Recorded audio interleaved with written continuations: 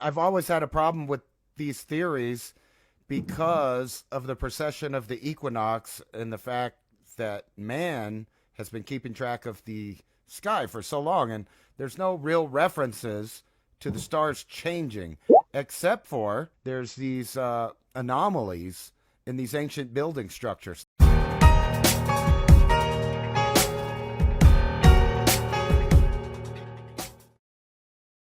Now, there's a big argument on how old they are, like some of these, but we do know that Teotihuacan was the first city in the New World, at least older. Even mainstream archaeologists agree. They don't know who the people that lived there were, so they're just calling them Teotihuacanos, just a blanket term.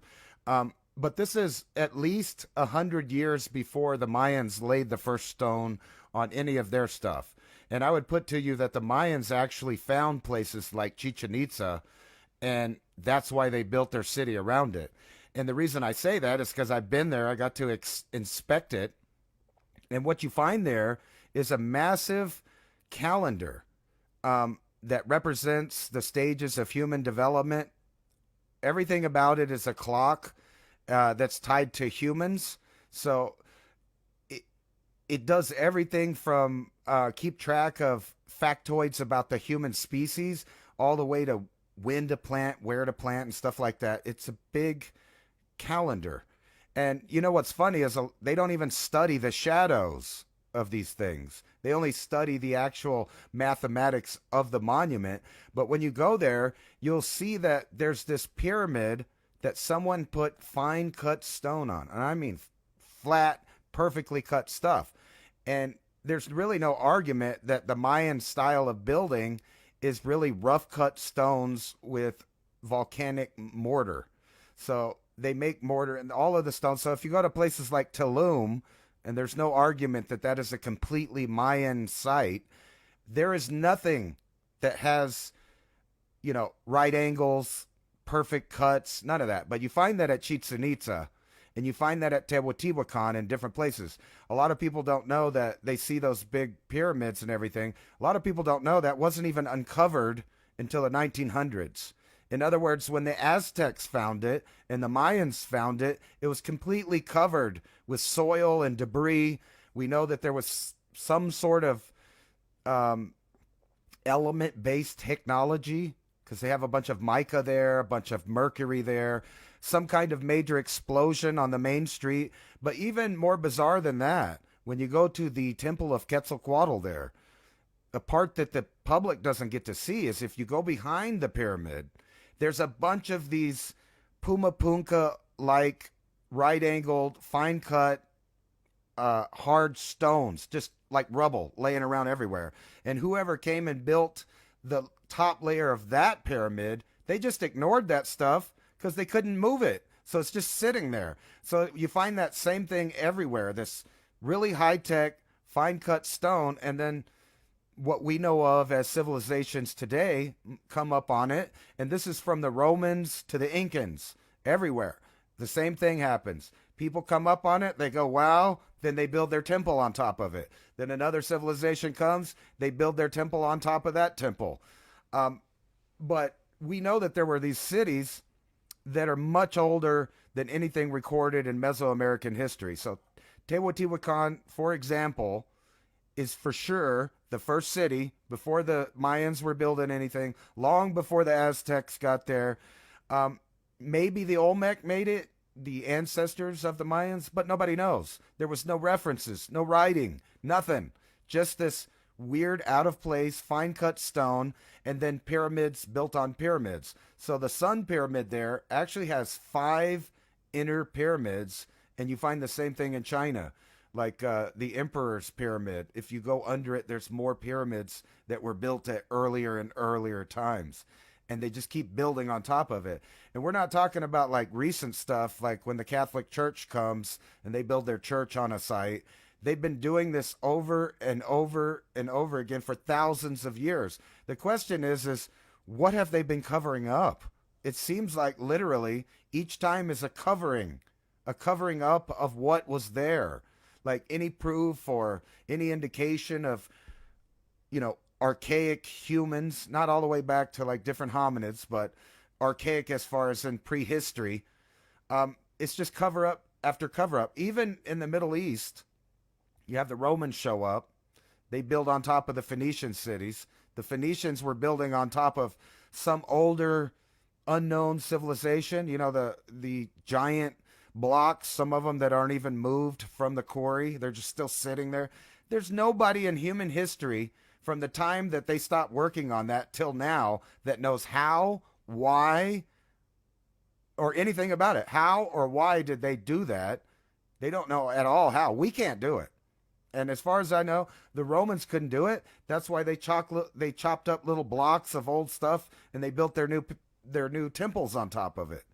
But they couldn't build what was there. And you find the same thing in Jerusalem, giant stones. And then you have the stories of the different tribes that moved there, the Hyksos, which became probably the Hebrew. And then they built their temple on top of that, and then other people came, they destroyed it, they built their temple all the way to today when we got the Dome on the Rock sitting there on top of it. So the question is what is it that some group, and this is what throws you in woo-woo land, what entity or group of entities, human or other, has had the ability to keep track of history, the stars going back, I'm going to say 100,000 years, because I've always said we have this precession of the equinox. Nobody wants to admit that it's more than 26,000 years. But logically, if it was 26,000 years, you would have had to seen it twice to know that it's a pattern. So that pushes it back to 52,000 years. And then a third time to verify, which would be 78,000 years. And that pushes that back past that point in which you were talking about, where the mitochondrial DNA of the core species of humans shows that there was a severe bottleneck right then. So something happened worldwide. And this is long before the 12,800 recent reset of everything. So you can only imagine what's under the ground, for one. And two, if you go to those places like Gobekli Tepe and all of those places, they indicate that they had metallurgy going on. In other words, they already knew how to get gold out of the environment. They already knew how to get silver and other stuff. And then you got stuff like in Africa, you brought this up earlier. They have these little statues there of different tribes. And there's this very famous artifact that has a bubble in it. And inside that bubble was a piece of chromium that we barely found out how to make that alloy recently. And it's like a out of place, out of time, proof of technology by a Stone Age culture that thought it was so important that they encapsulated it inside of one of their religious artifacts. Just real bizarre stuff. I don't know how I... Yeah, a lot of out of time historical artifacts. Never get left out in the cold. There is never a reason to ever let you or your family suffer. Instafire and Civilization Cycle are on a mission to make fire starting and off-grid living easy for everyone. You shouldn't have to be a mountain man to strike a flame and make a fire anytime, anywhere.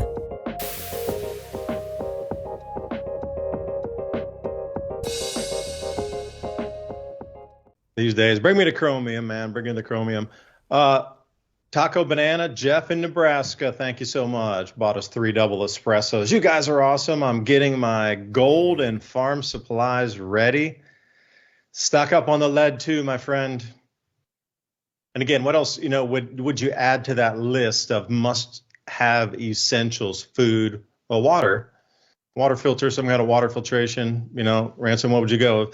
Food, water, gold, obviously going to need some tradable, silver to stack in there too. And actually, copper rounds might be a thing because we're at the end of copper right now too. And, you were talking way back in the first hour about the climate madness sort of shifting away. Yeah, the amount of copper they needed to facilitate and build all these green devices in the next 20 years, they needed more copper than we mined in the last 2,000 years combined total. We needed to double that amount in the next, 20 years to try to have just enough basic copper for all these windmills and whatnot. But think about going down to a trimetallic system if you had a minted copper coin, because they come in 1 ounce rounds, you can find these anywhere, that gold and silver. You can buy a 1 ounce round online. You can buy a 1 ounce gold, quarter-ounce gold, any of these sites, like JM Bullion is a good one. Money Metals, there's several of them there. Noble Gold has some stuff too that you can get off the fly. Anything that you have, you can find these copper rounds. So I'm wondering, in the future, if we're going to go to start using again, because gold and silver always hold value thousands of years. It's not going to change because we're in America and our currency's not. That argument never makes sense to me. Well, they'll never use that because it's American dollar. Come on, man, have some realism. But gold, silver, now would you think if you couldn't afford silver, would a minted pressed copper round have value? Do you think? Oh, definitely.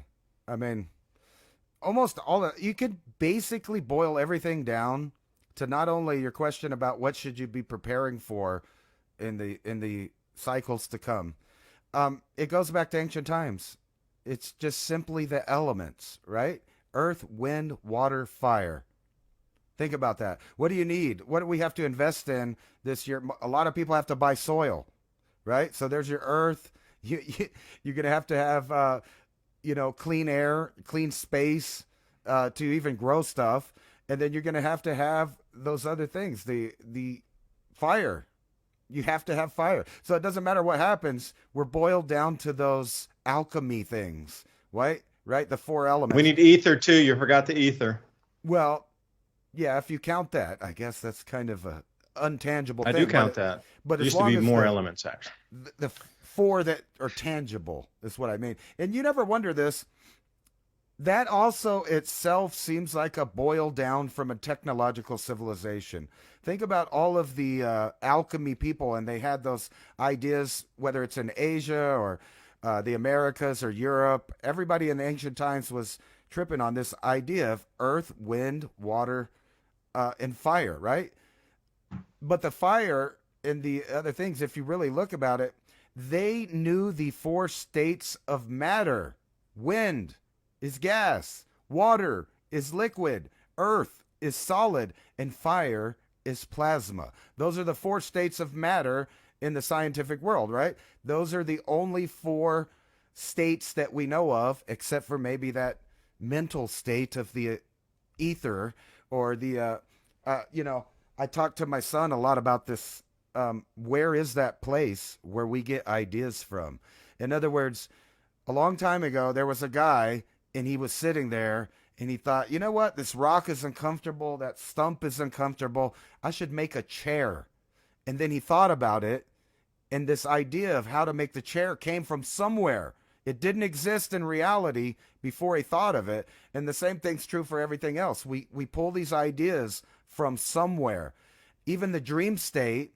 And, I saw an idea recently that they were kind of saying that what AI is now doing for us is telling on us that we actually live in a simulation. So in other words, everything that AI can come up with is all a reflection of us and the simulation that we're living right now.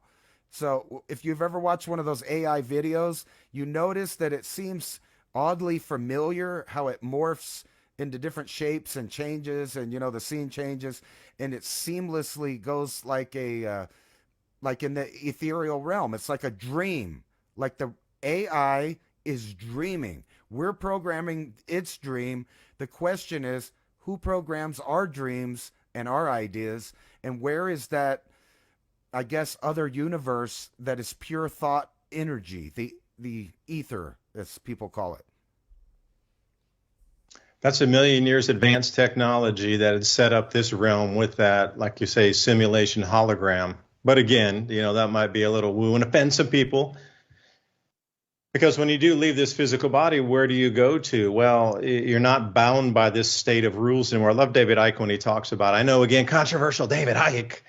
But he's got some very, very incredibly valid points and just some things that are spot on trying to describe the controllers, the control system, and that whole thing after you leave the physical realm. You're not bound by this simulation anymore. You're outside the hologram at that point.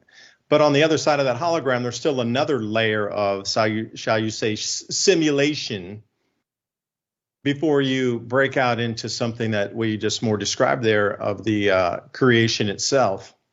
There's another layer to re-loop you back into this simulation. So once you're naturally relieved out of this and your body retires from this simulation, you're in another one. But that's the one that recaptures you into this never-ending loop and throws you back into this simulation again until you break out of that one, and then you become into this more freer state. Many religions have talked about this. After death, there's a certain state. If you're not re-encapsulated into the reincarnation, sphere and circle in there, if you're able to walk outside that bound of the reincarnation, they describe it very clearly, exactly. You're into what would be considered more of the creation itself. But I mean, it doesn't matter if the Buddhists are talking about it or the Vedic texts talk about it, or you want to determine it in terms of technology that we understand in computer programs and holograms and things. It's the same exact thing. And it's really interesting how many thousands of years ago they understood that beyond death, there's still an encapsulation in another set of hologram before you can escape out of that hologram too. So then you're looped in on a double loop here. And like, who set that up? That's the whole thing. That's millions of years of technology in front of us, like millions of years, if not a billion. Because I'll go back, and I think I've said this before, Earth is only 4.5 billion years old. But, if you follow traditional science, quote unquote, but they really just kind of lost the plot. But I will go with the number that they've stated, 12.5 billion years for the mind exercise. Whenever the spark of creation came out in it, we turned into the third dimension was formed out of consciousness from the creation and creator itself. Whoosh. That was not a bang. That was a conscious, purposeful thought to create a new realm from something so vast that controls all realms.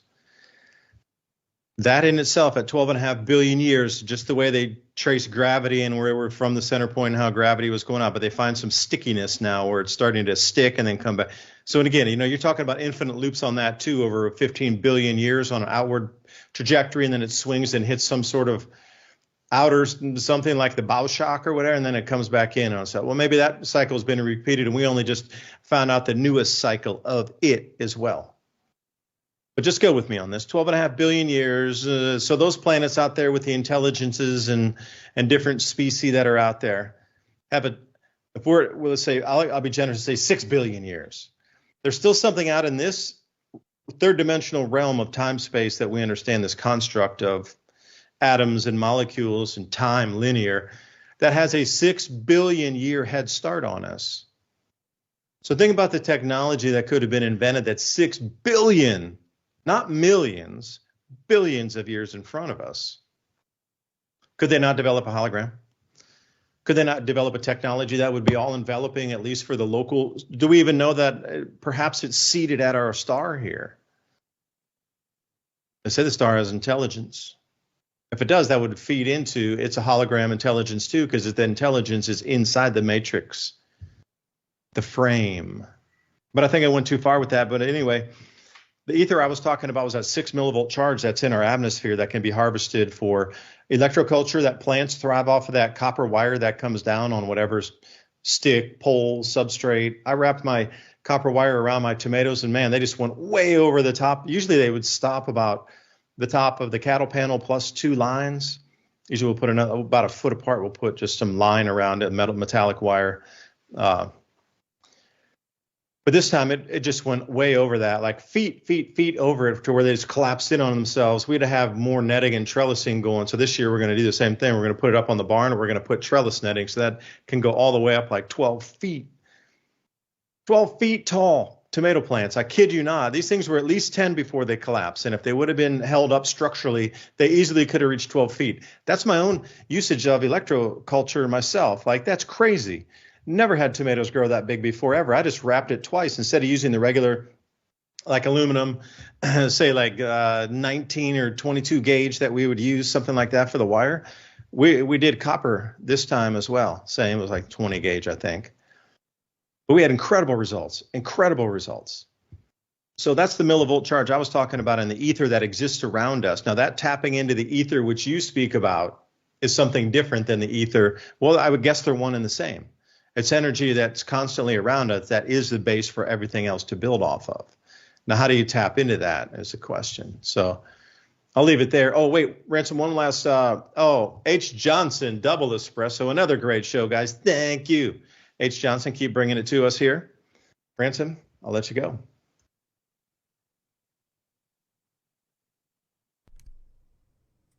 Yeah, I was trying to find this. I found a treasure trove of old stuff that kind of fits Love in when that this happens. discussion. So I don't know if I can get this to focus in here. Let's see here. Time. Is it a dimension of space? I don't know if you couldn't really see that. But this is a letter written for the Theosophical Society in 1920, where they were debating the idea of time being part of a dimension of its own in space.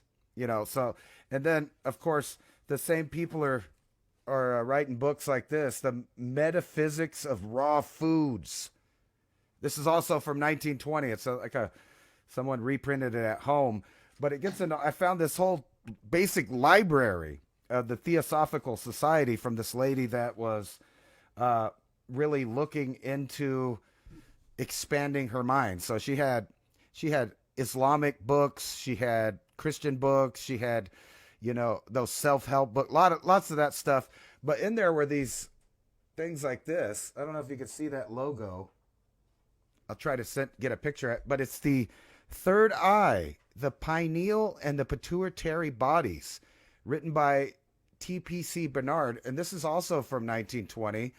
And it's really cool when you look at the it's like the Star of David kind of, but it's the alchemy, male and female. And I'm kind of blind here, but it says there is no religion higher than truth. Just truth. I'll get you a copy of this. Truth shall set you free. Okay, yeah, there it is. But third eye, yeah. That little logo right there. This is really old stuff. It was like a little treasure trove of stuff, but it just shows you that people. And then here, let me skirt over to this article here, if I could do it right here tonight. Third eye blind. It's talking about the Pompeians, or however you say that, people of Pompeii. They were high. They were really, really high on all kinds of stuff. Mushrooms, other things. And love them. It's funny because they weren't the only ones, right? When you come over to the Mesoamerican cultures, they all were eating psychedelics, trying to get to that ether realm. Or, I know you're talking about the electronic thing, but generally when I think of the ether is that place of mental thought and idea, very possibly where real energy can transfer from that reality to our reality, and vice versa. So think about this. In human history, all about the same time throughout the Middle East, they went from this idea of multiple gods over to just one God. And whether you're a Christian and you believe of the Son of God, or you were more on the Egyptian school of thought where they moved over to only worshiping one solar God. But if you really get into the ideas of that time, they were talking about sun gazing kind of with their eyes shut, but basically they would face the sun, they would pray into the sun, and it sounds silly from our perspective until you consider the double slot idea. So, in other words, mind over matter. People that are observing things change the outcome or the behavior of that, all the way down to photons. And what is the sun? Basically, it's a big producer of photons. So, the light that's hitting you is 8 minutes. It left, the sun or whatever. But think about the idea of getting groups of people to focus ideas on the sun itself, being a big ball, producing all these photons. So we know with the double slot study that observing photons changes their pattern or where they're going or what they're doing. We don't know anything close to explaining that. There's another study that basically did stuff like this. It was like a consciousness study where they put a plant in a room and a rotating light, and that light would move around at random places. And they found the more rooms that they set up, that when they put just a plant, the light would more often hit the life form in the room than any other place in the room. So it's like a light that's just moving around in the room. But when there's nothing in it, it's completely random. It's just completely random. But once you put a life form with the semi-consciousness in it, and not only that, a life form that needs photons to survive, all of a sudden the light started hitting that organism more often. So if you put all those ideas together, it basically says that if you can control the minds of man, you could control light itself, and therefore thought and creation, where the ether realm meets the physical realm we live in. I don't know. Was that too far to put out there? Basically, mind over matter is not, just some anecdotal thing. They've basically proven that we, as conscious individuals, can observe or think about something, which is another way of observing something. So, like, you imagine all those people that have stories of they were at home and then they just got a bad feeling and they had to check on a loved one, and that loved one just got in an accident or had some kind of problem. Now, some people would call that psychic, but at the same time, it's like mind over matter. They're thinking about something. It's interaction of energies over large spaces. And then add the idea of quantum entanglement. And this is my own idea. I didn't get this from somebody else. Whenever I thought about this quantum entanglement idea, and the idea that matter is not actually there, it's just more likely to be there than not to be there. So sometimes each little particle is not even there. It's somewhere. We don't know where, but most of the time it's there. So it's more likely to be there than not to be there. But that kind of puts out the idea that the entire universe that we perceive is actually only one particle that's endlessly moving position and creates all things that we interact with. Just one single particle. And then you get into the ideas of the singularity that we kind of credit for exploding and the Big Bang. And we've kind of found out that that's only maybe partially true, because we found a solar system, a star, another little miniature galaxy that's older than the Big Bang. So it's very possible that these Big Bangs are something that happen constantly, and it's not just one universe, but infinite number of universes. And then the other scary thing, whenever they look out as far as they can into the universe, what they see is something with the same properties of an event horizon on what they're calling a black hole. So it's very possible we actually live inside of that.